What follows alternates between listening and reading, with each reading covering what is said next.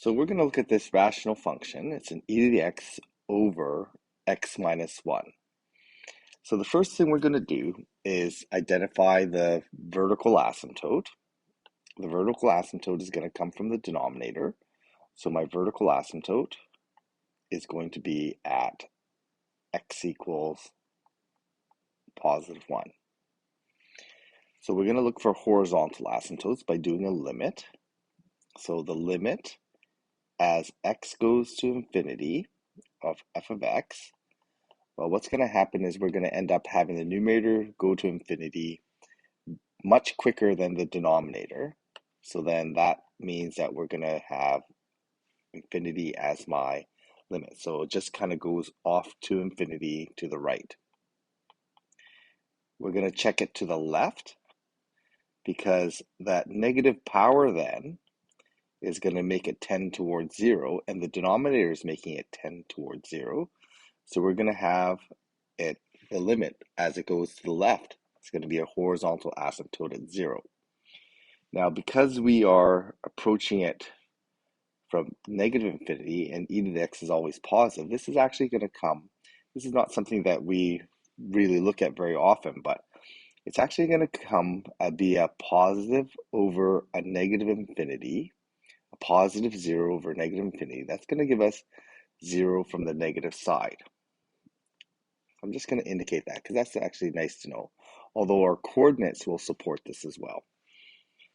Okay, so we've got our limits, we got our asymptotes here. I've definitely got an asymptote at 0 as we go to the left. We have our vertical asymptote at x equals 1. So I'm going to draw my vertical asymptote in here at x equals 1. Okay, so I have some coordinate. Right now I want to find my derivative.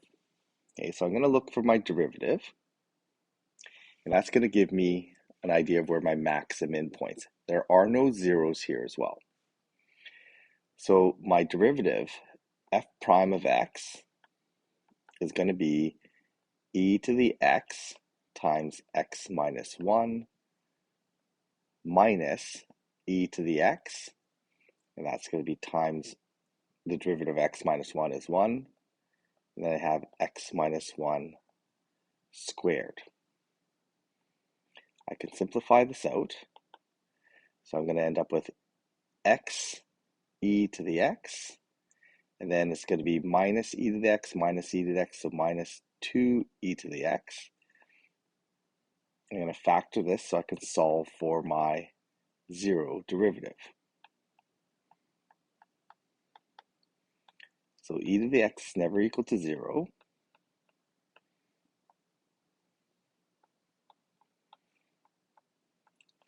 Okay, so this is going to be equal to 0, so f prime of x equals 0 at x equals 2. Okay, so there's my derivative. I'm going to have a min or max at that point. I have my undefined value here at 1. So I should test my derivatives. So f prime at 0. So when I plug in 0 into this, I'm going to end up with I'm just going to do sign analysis. So e to the x is always positive. X minus 2 is going to give me negative. If I plug in 0 into the denominator, I get positive. So I'm going to end up with a negative derivative. Okay, so I know at 0, it is sloping down. Okay, so it's going to go down to the asymptote. I need to check in between 1 and 2, so I'm going to check 1.5. When I plug 1.5 in there, I'm going to get negative in the numerator, and then I'm going to get positive in the denominator. So again, that's a negative derivative. So I know I must be going down in that region. Okay, so it looks like it's going to go down like this and come from top. Okay, so it gives me, that looks consistent to what I should expect. And then at x equals 3, my derivative value is going to be equal to I'm going to have a positive on top, positive on bottom, so that's a positive derivative. So it's going to be a min point at x equals, a local min at x equals 2.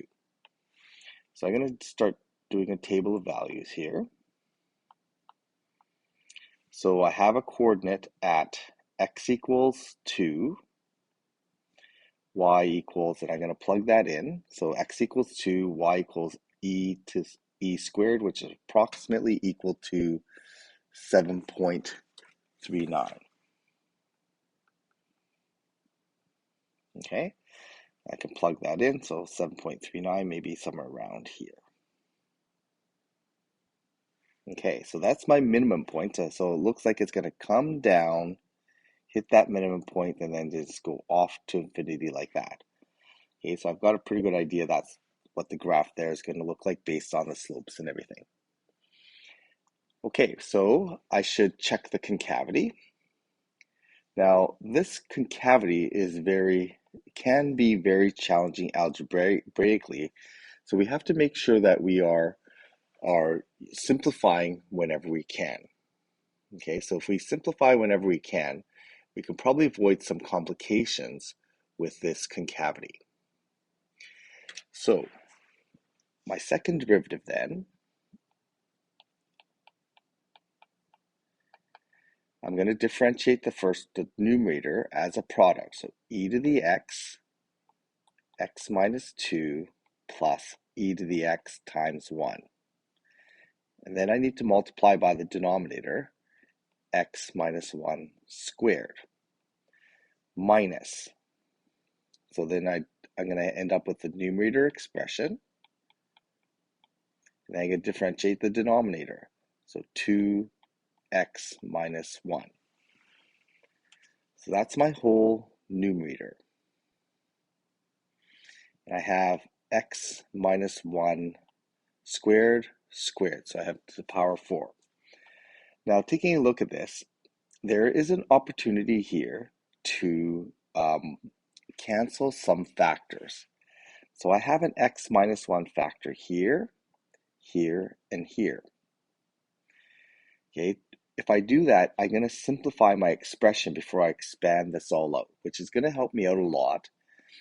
It's going to simplify my algebra a lot. So I'm not going to have so many terms to expand out, and it's going to be a much lower degree polynomial. So here I get x e to the x minus 2 e to the x plus e to the x. So I'm going to end up with minus 1 e to the x. Okay, and then I'm going to end up with x minus 1, and this becomes minus 2, and I'm going to have to combine like terms anyway, so I'm going to expand this all out. So minus 2x e to the x. Okay, then this becomes, I'm going to multiply this onto there, so this becomes plus, and then 2 times 2 e to the x, it's just 4 e to the x. Okay, so I have to be really careful with this and just be mindful of all my terms. And I'm left with x minus 1 cubed. Okay, so continuing on with this, I'm going to expand that square bracket in the round bracket. Okay, so this is going to end up being x squared e to the x. First outside, so minus x e to the x, and then inside negative e to the x, negative x e to the x. So the inside is going to be x e to the x, and then negative times negative is going to give you positive e to the x. Okay, minus 2x e to the x plus 4 e to the x.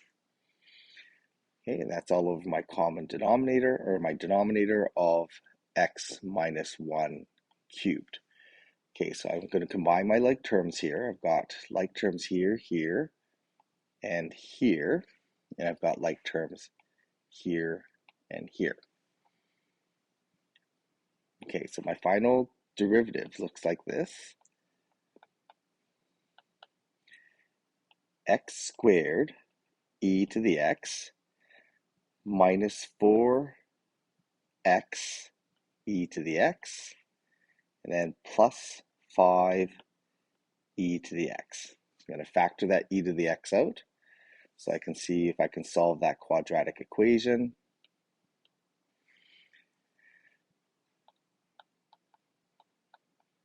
Okay, so I end up with e to the x, which has no solution, and then x squared minus 4x plus 5. So I want to see where this derivative is equal to, the second derivative is equal to 0. I know that at positive 1, I have an undefined second derivative. I want to see if there's any other points that of critical points I have to test in the second derivative. So f double prime equals 0 at, and then we're going to solve that quadratic. Okay, but when I solve that quadratic, my discriminant works out to be negative. So I end up with 4 squared minus 4 times 1 times 5, positive 5, and I end up with a negative discriminant over 2. So I end up with x is equal to 4 plus minus square root negative 4. Okay, so because of that negative, I'm going to highlight that negative 4, we have no solution. So there's no solution here. Okay, so the only places we have to test the concavity are on the left side of positive 1 and the right side of positive 1. So I'm going to test my concavity. My concavity at 0. So when I test my concavity at 0, I'm going to end up with e to the x is always positive. I'm going to end up with a positive in the numerator. And then in the denominator, I'm going to end up with negative cubed. So that's going to be a negative concavity. So we kind of expected that because we know that's going to approach the horizontal asymptote from underneath. Okay. And if we didn't know that, now we can confirm that based on that concavity. And then we should test concavity on the right side. So I'm going to test concavity at x equals 2. Plugging in x equals 2, I'm going to end up with 4 minus 8 plus 5. So that's going to be positive in the numerator. And then the denominator is going to be negative. It's going to be positive. So we're going to end up with a positive concavity on this side. So at x equals 2, we have a positive concavity. So I know it's curving up like that. And again, my slope chart also indicates that. So in the end, my second derivative really doesn't tell me a whole lot about this graph. Okay, we already kind of knew what this graph was going to look like based on the first derivative. So it's going to follow here. We should maybe put in a y-intercept. When I plug 0 in, I end up with -1. So -1 is right here. Okay, so this means that this graph follows my horizontal asymptote very tightly like this. And then it's going to hit the y-intercept and then come down this way. Okay, so if we got this general shape, that's what we're looking for.